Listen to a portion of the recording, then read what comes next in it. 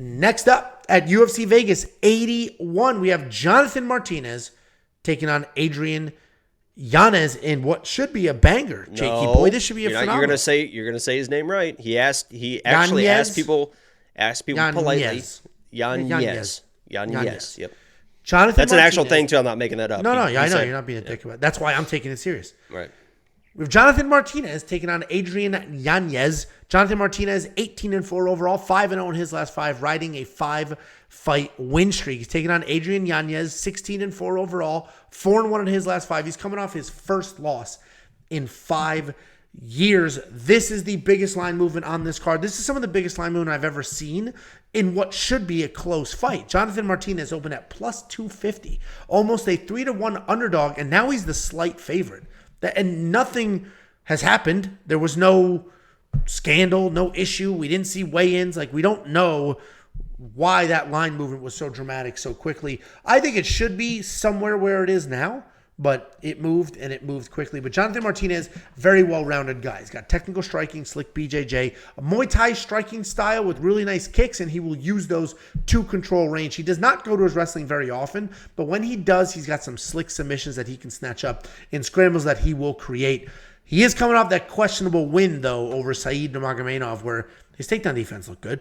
Taking on Adrian Yanez. This guy's a fun technical striking with a very high striking IQ, fast hands, real power, and up until his last fight, a very good chin. He can be a slow starter, though. If you dig into his stats, he basically was outstruck in the first round of almost all of his fights. He's got 7 fights in the UFC with 5 fight of the night bonuses and 5 stoppage wins. I did mention his chin didn't hold up in that loss to Rob Font, where he actually looked fantastic until Rob landed a few really nice jabs, and that forward pressure seemed to be a problem. This is great matchmaking. I think this is an incredible fight. 2 really fun guys that are only a few wins away from title talk, right? They both have a decent resume. They both have some solid wins. They both have looked very, very impressive. I think Jonathan Martinez is very clearly the better overall fighter. He's got wrestling. He's got submissions. I think he's the better overall fighter. But I think the speed and the gap on the feet is a little wider than anything else. And in order for Jonathan to have success grappling, he's got to get it to the ground. In order to get it to the ground, he's got to close the distance on one of the fastest, better boxers in this division. So I do think Adrian Yanez is gonna win this fight. But I don't necessarily trust that enough to put money on this, even though this is a great money spot odds-wise. But I'm going to go Yanez here because I think the striking gap is too wide, but I'm not going to bet on this fight. What do you think, Jakey boy? Let me first off by saying that I like Jonathan Martinez. I was always been a fan of Jonathan Martinez. I think I picked him in most of his fights. He's a fun dude, really good with those kicks. As you said, a very well-rounded guy.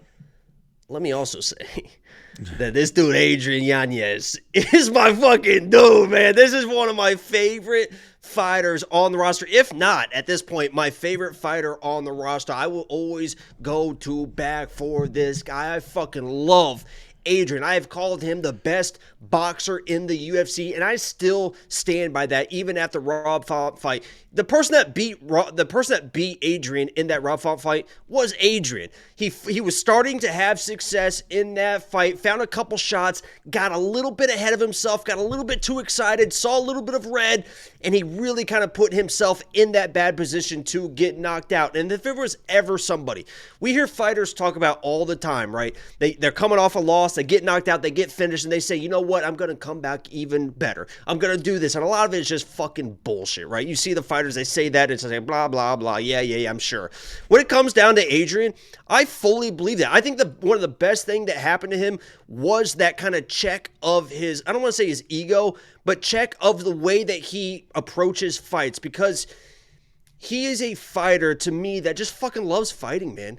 He really just enjoys being in that fight, and sometimes that wins you fights, and sometimes that puts you in bad positions when you're just in there kind of brawling. I think that really was able to really reset him mentally and say, listen, if I want to be a guy, I want to move up the rankings, I want to support my family, I want to be the guy that's making money, I got to kind of tone it in. I kind of lock it in, and I have to just box and fight my type of fights. And if he turns this in to a boxing match and he stays technical in his boxing, I don't think there's anybody in this division that can outbox Adrian when he is boxing a technical fight. The thing that does worry me, and I'll be completely unbiased and honest in this, is that if he stays at a kickboxing range against Jonathan, and Jonathan, especially early, is able to land heavy calf kicks against Adrian, I'm going to be very worried about Adrian, because without that front leg, being able to work off that jab, being able to box, he could find himself in some big trouble if he loses his front leg early. So my urge and my advice to Adrian, I don't know fuck about the shit, but you got to get the pressure, you got to close that distance, and once you get him against the fence, you get Jonathan back against the fence, don't let him off the hook. Keep him there, keep serving, keep cutting him off, and box this dude against the fence. But you cannot stand out the middle, you cannot stand at kickboxing range, because Jonathan is too good with those kicks, and you won't be able to find your hands at that range. So obviously my pick here is going to be my dude Adrian Yanez in this fight. I think he comes in, is reset, is refocused, understands what he has to do, gets in that boxing range, and shows off some of the best fucking boxing we have ever seen in this fight. And I think he can get a finish as well, because we've seen Jonathan get dropped, and I think Adrian can do that with the volume striking, the volume boxing against the fence. I think this is a breakout fight, and Adrian shows that he still is that fucking dude. I love that dude, Adrian, man. Yeah, geez, you're all over him. You're not worried that he was just knocked out and he's going to be gun shy? That's the only thing that worries me about these guys coming off fights like that. No, I honestly think that was one of the best things. And obviously, it's stupid to say that losing is one of the best things.